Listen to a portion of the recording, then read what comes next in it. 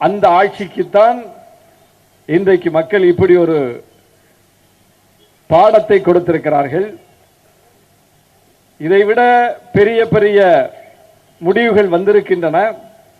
ஆனாலும் தோல்வியில் துவண்டு விடுவது அது முத்தமிழறிஞர் கலைஞரின் அரசியல் அல்ல, வீறு கொண்டு எழுவதுதான் அவருடைய அரசியல். மக்களுக்கு தொடர்ந்து பணியாற்றுவதுதான் அவருடைய அரசியல்.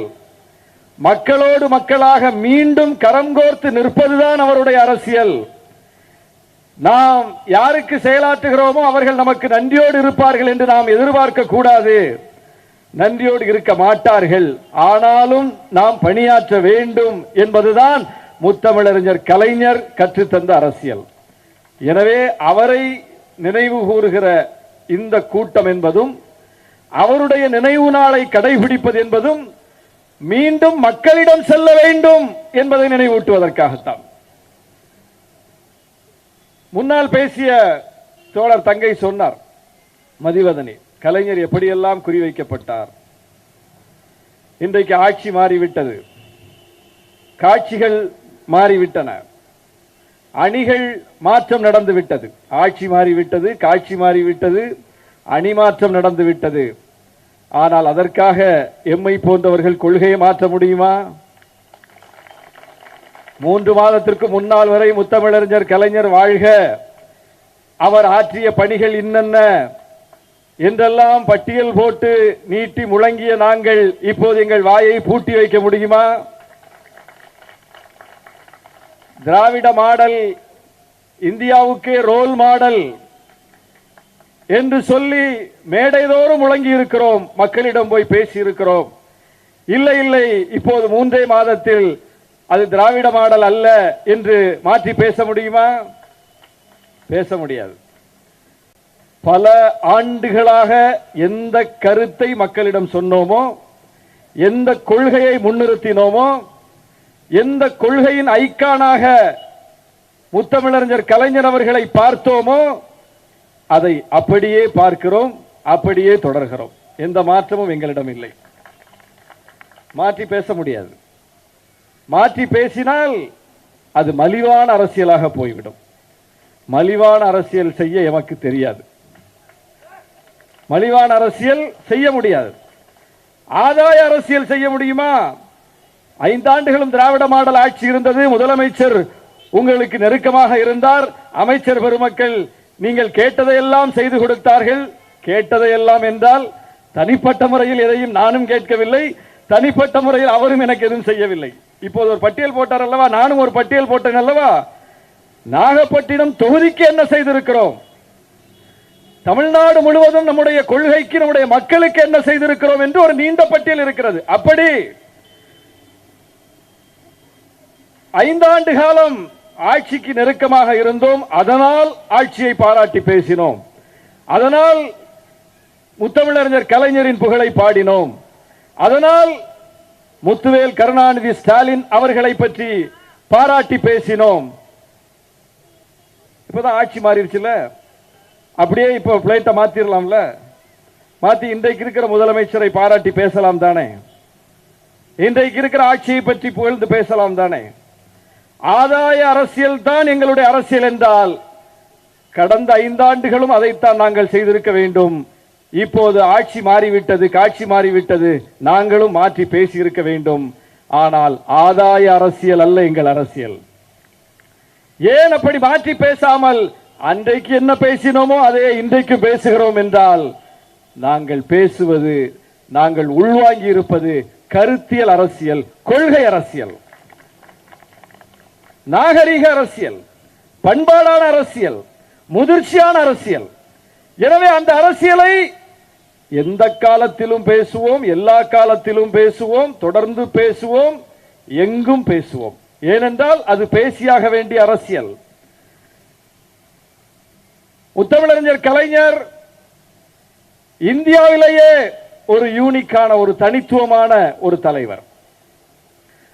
அவர் ஏன் அதிகம் குறிவைக்கப்பட்டார், அவரை ஏன் இன பகைவர்களால் ஏற்க முடியவில்லை என்பதிலிருந்து அவரை நாம் ஏன் ஏற்க வேண்டும் என்கிற தெளிவு நமக்கு கிடைத்துவிடும்.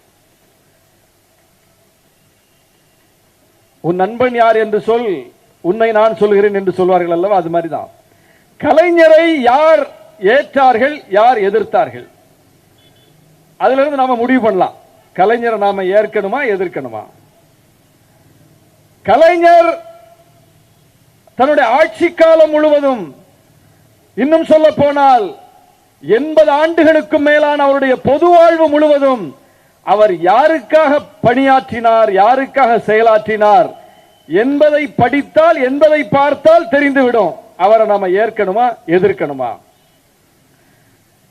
நாம பொதுவான அரசியல் தான் பேசுறோம், பொதுவான அடையாளத்தை தான் பெற்றிருக்கிறோம். ஆனாலும் எங்கிருந்து வந்தோம் என்று பார்த்தால், நான் ஒரு சிறுபான்மை சமூகத்திலிருந்து வந்தவன், ஒரு இஸ்லாமிய சமூகத்தை சார்ந்தவன். எனக்கு கலைஞர் என்ன செய்திருக்கிறார் அப்படி பார்த்தா கூட, ஒரு முஸ்லிம் என்ற அடிப்படையில் நான் சிந்தித்தால் கூட எனக்கு கலைஞர் ஏதாவது செஞ்சிருக்காரா அப்படின்னு பார்த்தா, இந்தியா முழுவதும் இடஒதுக்கீடு மிகப்பெரிய கேள்விக்குறியான ஒன்று. அவ்வளவு எளிதில் இடஒதுக்கீடு கொண்டு வர முடியாது.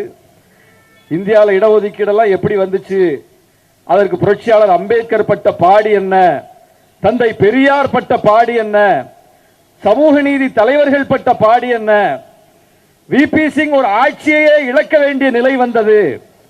ஒவ்வொரு இடஒதுக்கீடும் ஒவ்வொரு நீதிமன்றத்திலும் சட்ட சிக்கலை சந்தித்திருக்கிறது.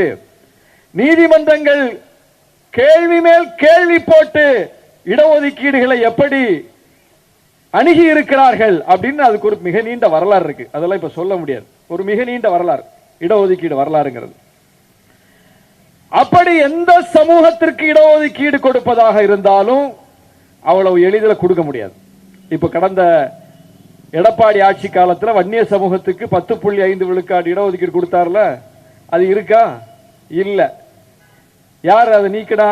அவருக்கு பின்னால் ஆட்சியில் வந்த முத்துவேல் கருணாநிதி ஸ்டாலின் அவர்கள் நீக்கி விட்டாரா? இல்லல்ல.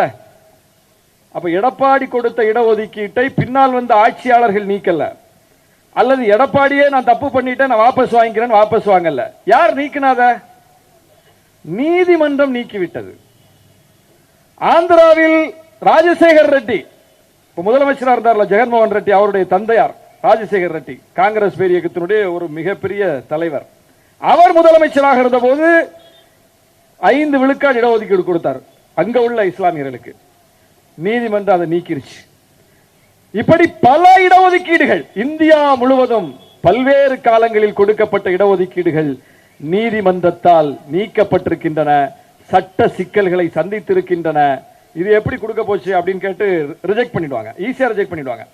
அப்படி நீதிமன்றங்கள் ரிஜெக்ட் பண்ணாத ஒரு இடஒதுக்கீடு உண்டுன்னா அது என்ன இடஒதுக்கீடு தெரியுமா? இடபிள்யூஎஸ் இடஒதுக்கீடு தான். மோடி கொடுத்த முற்பட்ட வகுப்பினருக்கான, அரிய வகை ஏழைகளுக்கான ஆண்டு வரும். நீதிமன்றம் எந்த கேள்வியும் கேட்கல. குடியரசுத் தலைவர் இது எப்படி கொடுக்க முடியும்னு பெண்டிங்ல போடல, உடனே கையெழுத்து போட்டாங்க, உடனே நடைமுறைக்கு வந்துச்சு. அந்த இடஒதுக்கீட்டை தவிர இந்தியா முழுவதும் கொடுக்கப்பட்ட எல்லா இடஒதுக்கீடும் நீதிமன்றத்தில் அதுக்கு கத்தி தொங்கும். தமிழ்நாட்டில் 69 விழுக்காடு இடஒதுக்கீடு இருக்கு, தெரியுமா? தெரியும்ல? இந்தியாவில் வேற எங்கேயாவது இருக்கா? இல்ல. 50 விழுக்காட்டுக்கு மேல இடஒதுக்கீடு போகக்கூடாதுன்னு உச்ச நீதிமன்றம் ஸ்கேல் வச்சிருக்கான், வரம்பு வச்சிருக்கான்.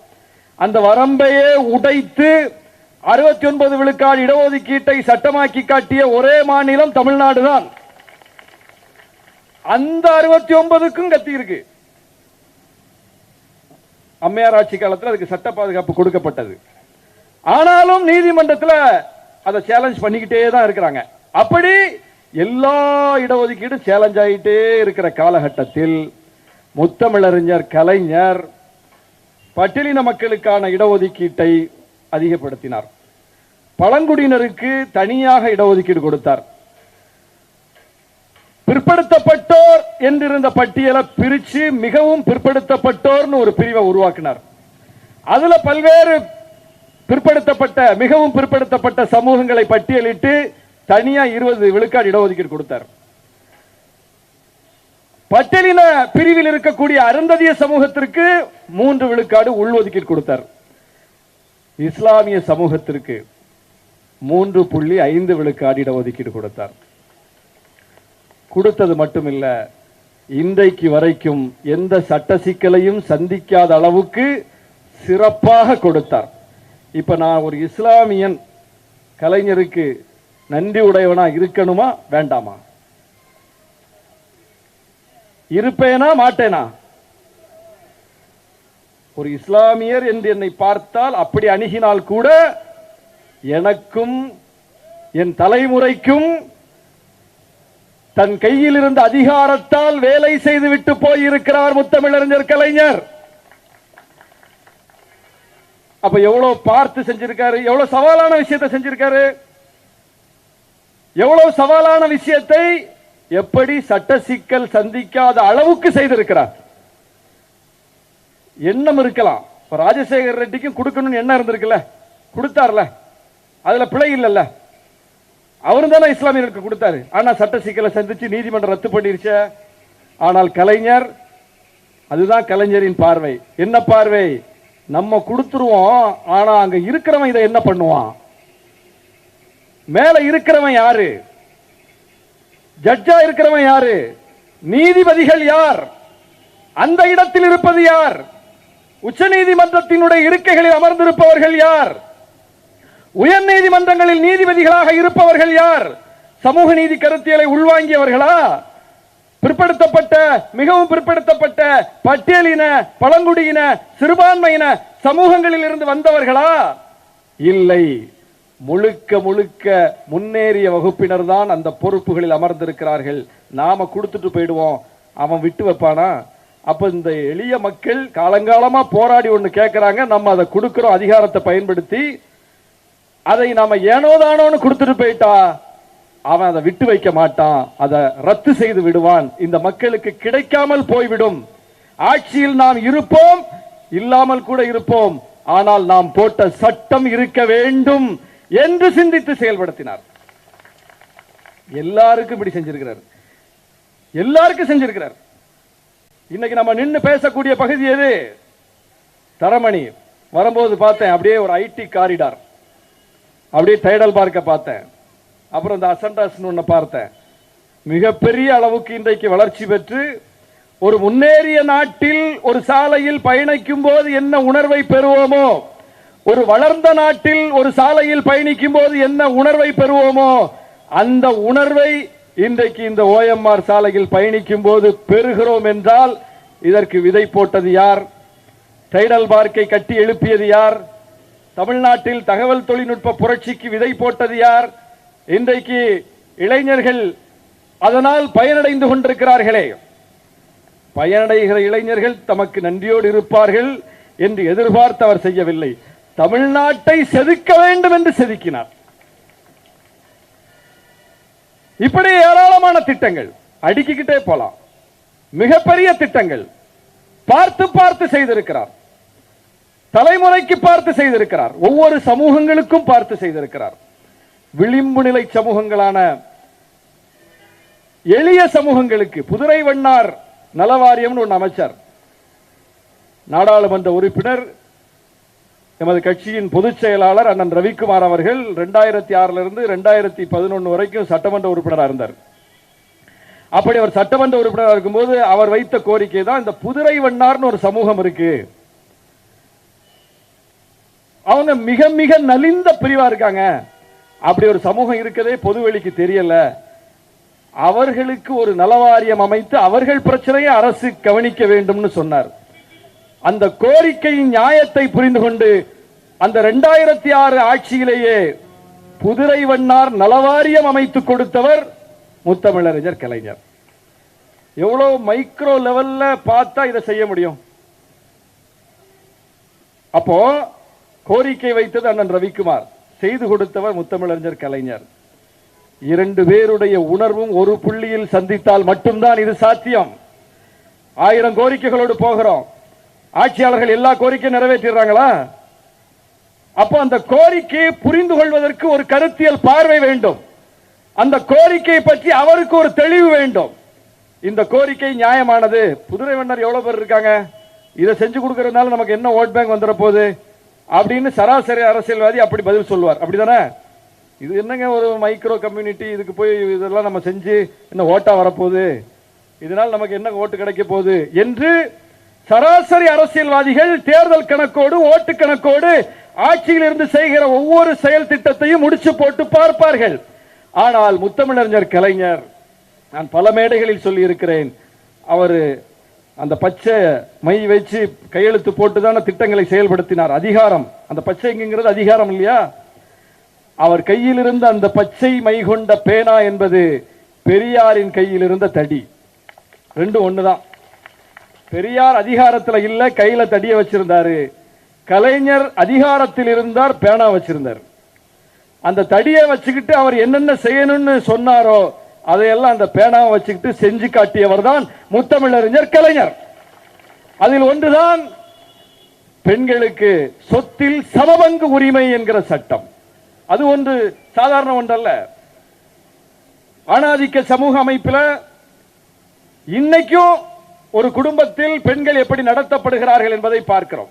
ஒரு ஆணாதிக்க சமூக அமைப்பு குடும்பத்திலே அது எதிரொலிக்கும், எல்லா இடத்திலும் அது எதிரொலிக்கும். அரசியல் எதிரொலிக்கும், பணியாற்றக்கூடிய இடத்துல எதிரொலிக்கும், ஊடகத்தில் எதிரொலிக்கும். எங்க போனாலும் ஆணாதிக்க ஒரு சமூக அமைப்பு இது. ஆணாதிக்க சமூக அமைப்பு பெண்ணுக்கு சமமான பங்கை சொத்துல எடுத்து கொடுக்கணும்னு சொன்னா ஒத்துக்குமா?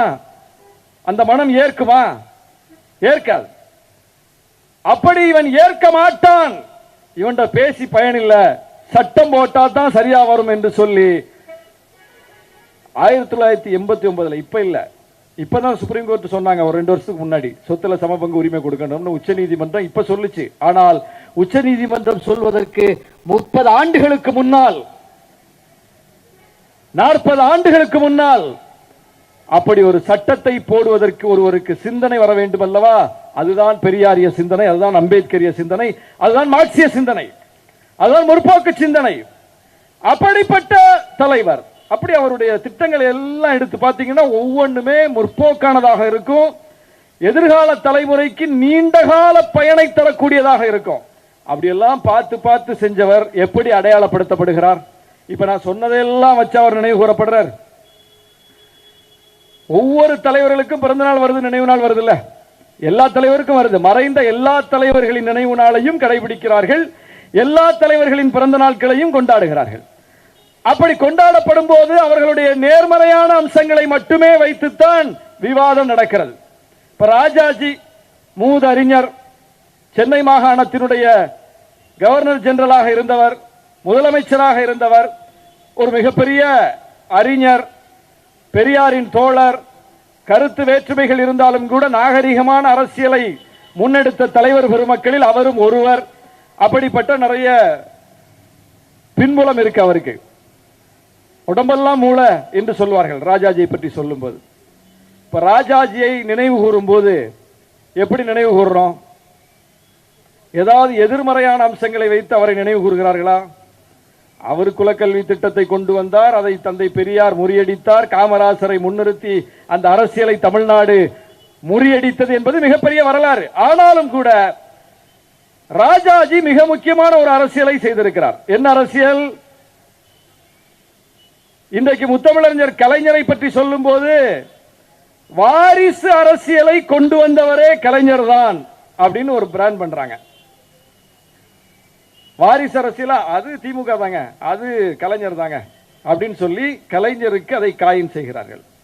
ஆனால் தமிழ்நாட்டில் வாரிசு அரசியலினுடைய அந்த தொடக்கம் எங்கிருந்து வந்தது என்றால் ராஜாஜி அரசியலில் இருந்தார், ராஜாஜி மகன் அரசியல் இருந்தார். அப்ப வாரிசு அரசியல்னு சொன்னா நீங்க யாரை நினைவு கூறணும்? ராஜாஜி தான் நினைவு கூறணும். இப்ப நான் சொன்ன செய்தி உங்களுக்கே புதுசா இருக்கா இல்லையா? புதுசா தானே இருக்கு. ஏன் புதுசா இருக்கு? யாருமே அதை சொல்லல, சொல்ல மாட்டாங்க. நேரா எடுத்துட்டு வந்து சீலை இங்க போட்டுருவாங்க, போட்டு போயிடுவான். அதுபோல ஊழல் என்று சொன்னால் உடனே தூக்கிட்டு வந்துருவாங்க. அதுதான் தங்கை மதிவதனி சொன்னார். உடனே கலைஞர் தான் ஃபாதர் ஆஃப் கரப்ஷன் அப்படின்னு செட் பண்றாங்க. ட்விட்டர்ல பாத்தீங்கன்னா அவருடைய பிறந்த நாளுக்கு இந்த டேக்லைன் போட்டு அதை வைரல் பண்றாங்க.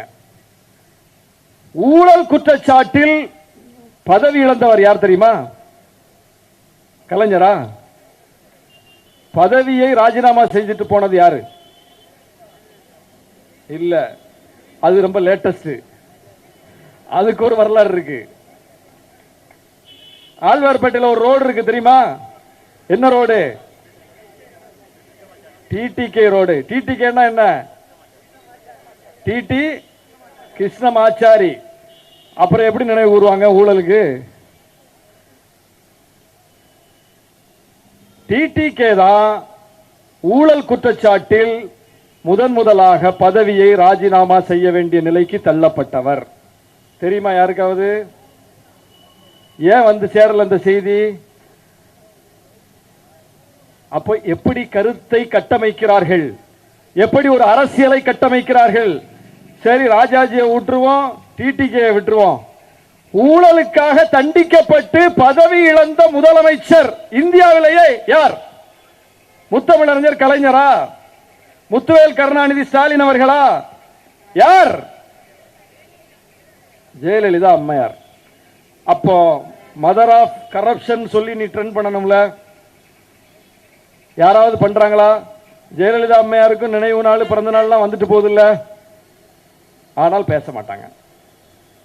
ஒரு ஊழல் குற்றச்சாட்டில் கூட தண்டிக்கப்படவில்லை.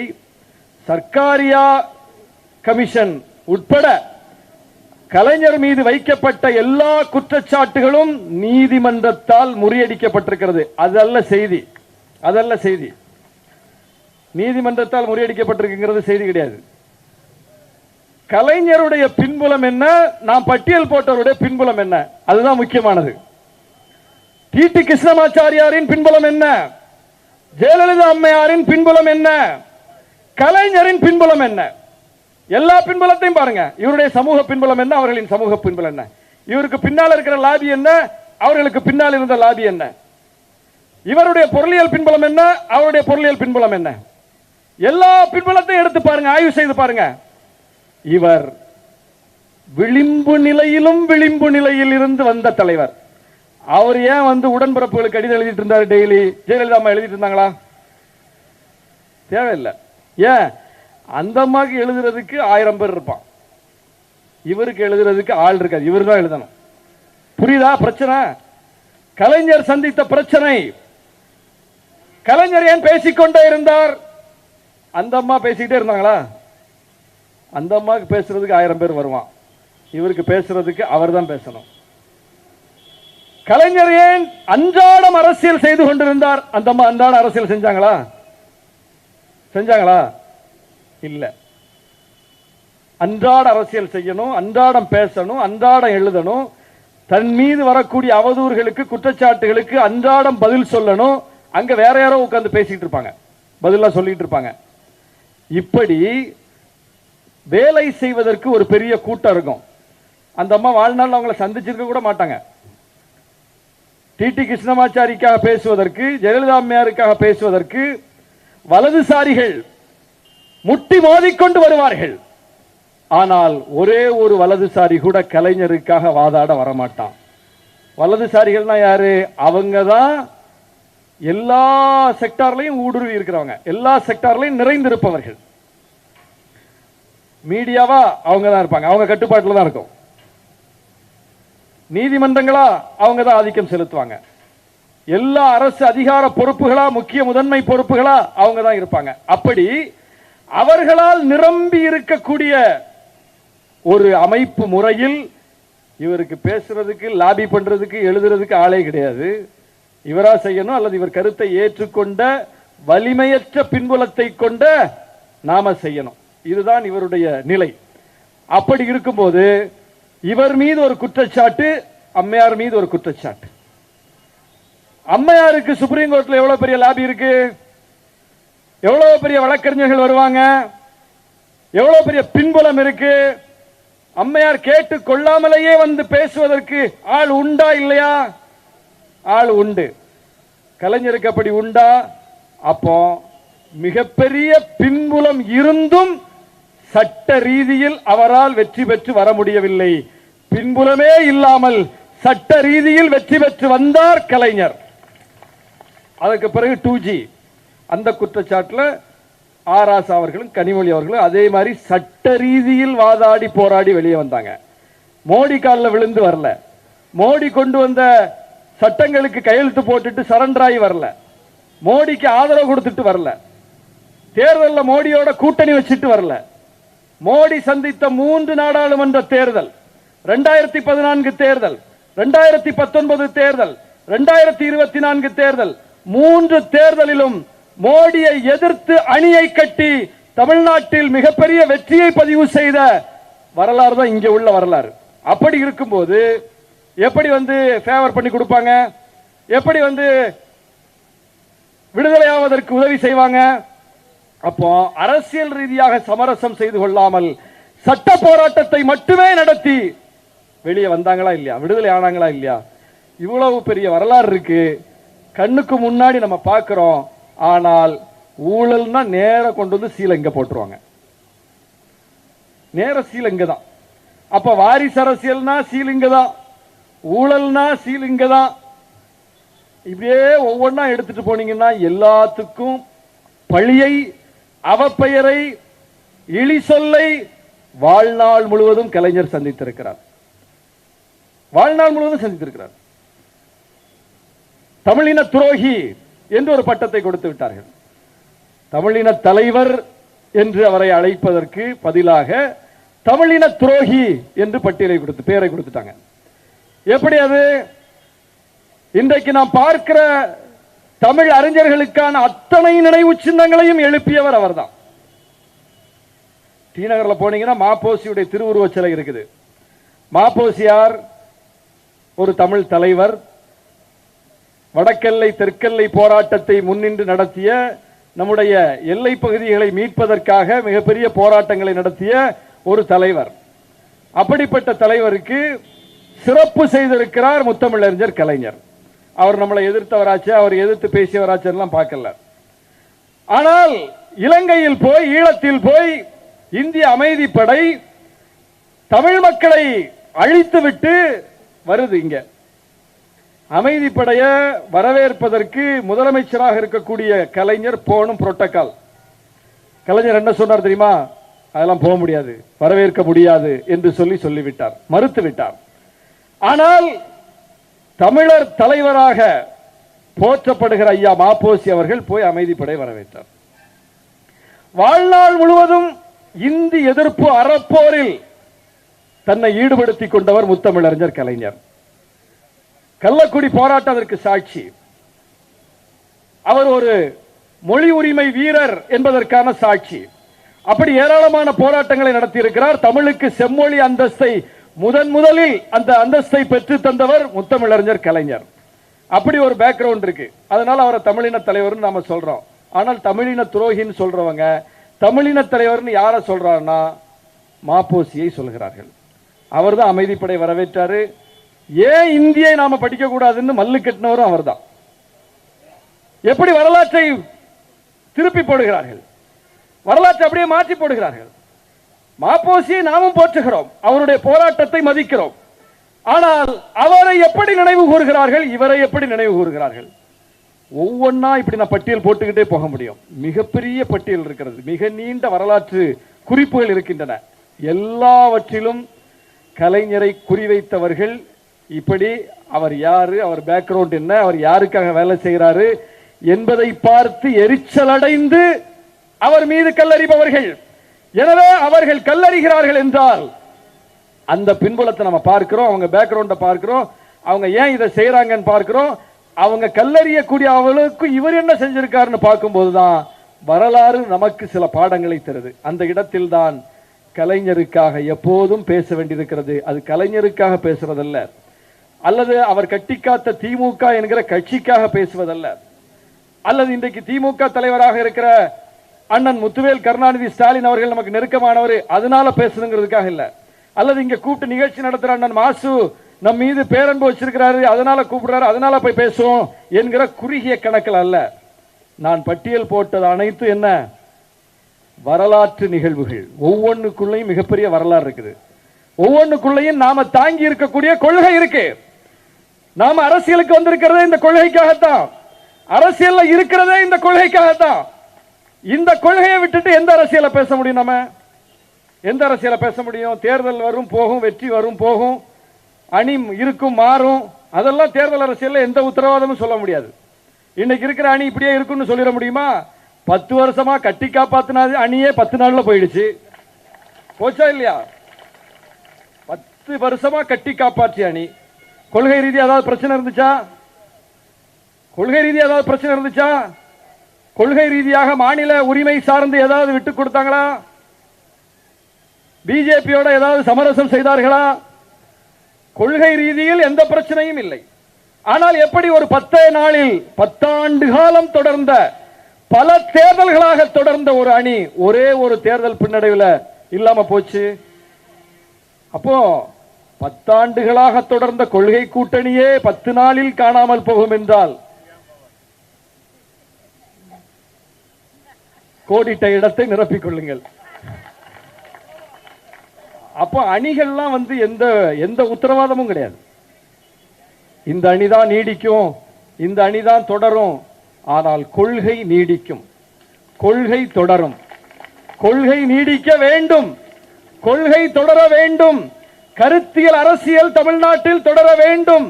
கருத்தியல் அரசியல் தான் தமிழ்நாட்டை காப்பாற்றிக் கொண்டிருக்கிறது. அரசியல், அந்த அரசியல் தான் தமிழ்நாட்டை காப்பாற்றிக் கொண்டிருக்கிறது. அரசியலற்ற அரசியல் ஒரு நாளும் தமிழ்நாட்டை காப்பாற்றாது. ஏன்? சம்பந்தப்பட்ட கட்சியே காப்பாற்றாதுங்கிறதுக்கு உதாரணம் தான் அதிமுக. அரசியலற்ற அரசியல் அதிமுகவின் அரசியல். எம்ஜிஆர் வந்தாரு, இப்ப இதே மாதிரி தான் ஒரு மிகப்பெரிய பேரெழுச்சி ஏற்பட்டது. தொடர்ந்து ஆட்சியை பிடித்தார். அதற்கு பிறகு அம்மையார் வந்தார், அவரும் வழிநடத்தி ஆட்சியை பிடித்தார். அதிக முறை தமிழ்நாட்டை ஆண்டார்கள்.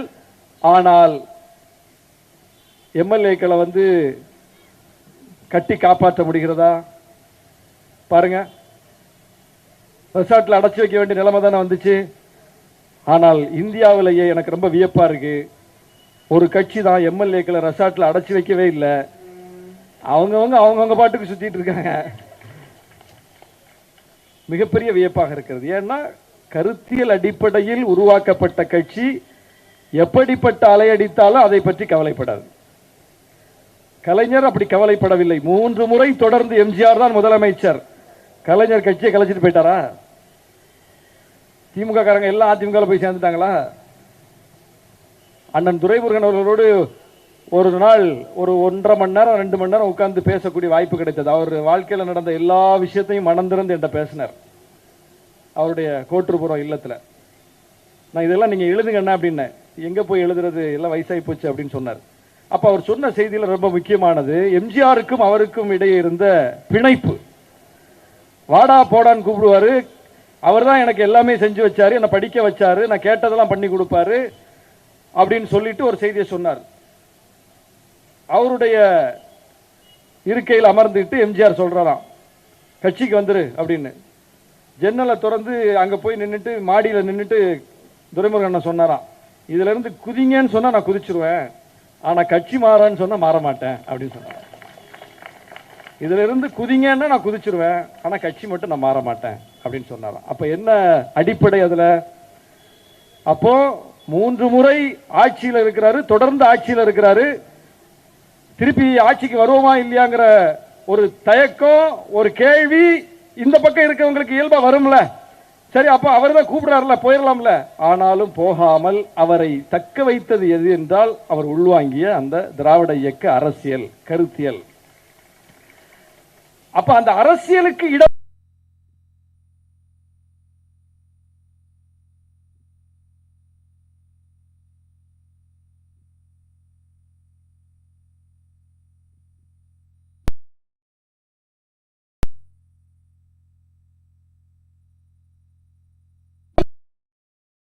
வரை இந்த இயக்கமும் இருக்கும். ஒன்றும் பிரச்சனை இல்லை, வெற்றி தோல்வி பிரச்சனையே கிடையாது.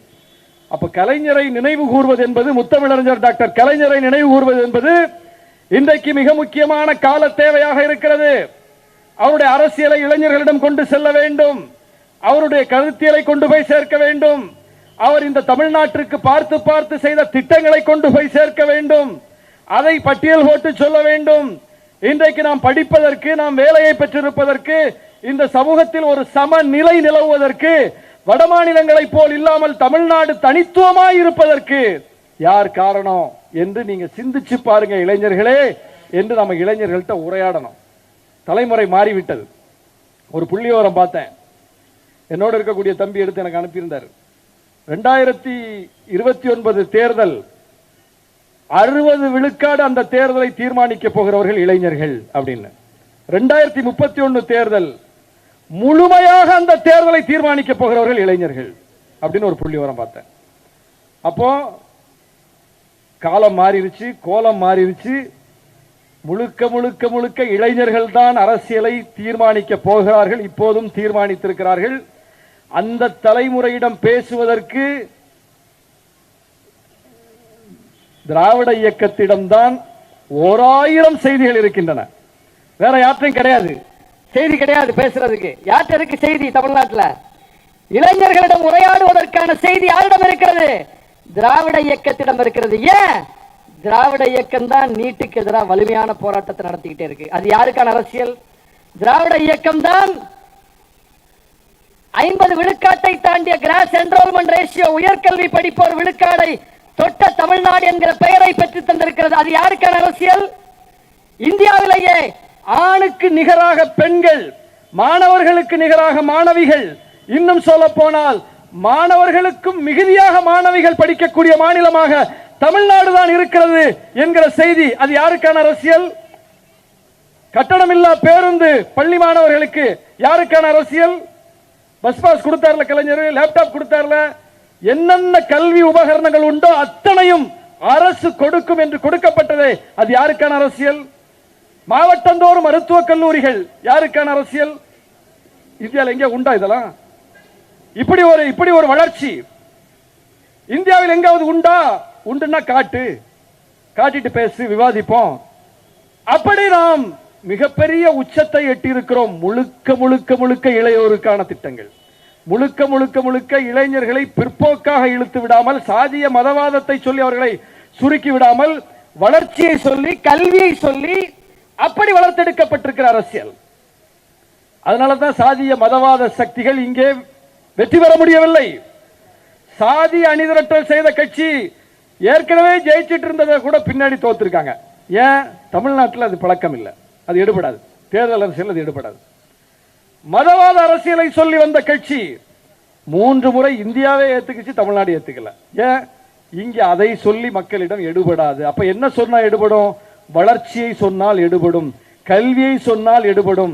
இப்படி சொல்லித்தான் தமிழ்நாட்டை கட்டி காப்பாற்றி வந்திருக்கோம் என்னும் போது எப்படி அது இந்த தேர்தலில் மாறிச்சு? எப்படி அது மாறியது? இதை ஆய்வு செய்ய வேண்டும். இதை பற்றி நாம் தீவிரமாக சிந்திக்க வேண்டும். தேர்தல் வெற்றி இரண்டாவது, அது பிரச்சனையே கிடையாது. ஆனால் தமிழ்நாடு போகிற திசை அது வளர்ச்சியை நோக்கிய திசையாக இருக்க வேண்டும். அது பெரியாரிய, அம்பேத்கரிய, மார்க்சிய பாதையில் பயணிக்கிற திசையாக இருக்க வேண்டும். அது கல்வி முன்னேற்றம் என்கிற திசையாக இருக்க வேண்டும். அந்த திசையை நோக்கி மீண்டும் தமிழ்நாட்டை கட்டி எழுப்போம் என்று சொல்லி, அதற்கு முத்தமிழறிஞர் கலைஞரின் வாழ்க்கை மிகுந்த பாடமாக இருக்கிறது என்று சொல்லி வாய்ப்புக்கு நன்றி கூறி விடைபெறுகிறேன். நன்றி, வணக்கம்.